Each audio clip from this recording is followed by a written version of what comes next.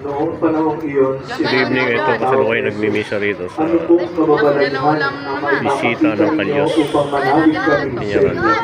Ano po ang gagawin ninyo? Tanong nila.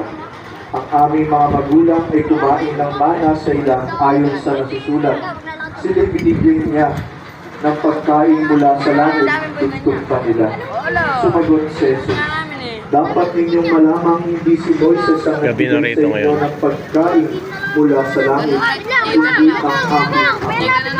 Siya ang nagbibigay sa inyo ng tunay na pagkain mula sa langit, sapagkat ang pagkain bigay ng Diyos ay yung bumaba mula sa langit at nagbibigay buhay sa pagkain. Bigyan ko ninyo kami lagi ng pagkain iyon. Ako ang pagkain na bibigay buhay, sabi ni Jesus.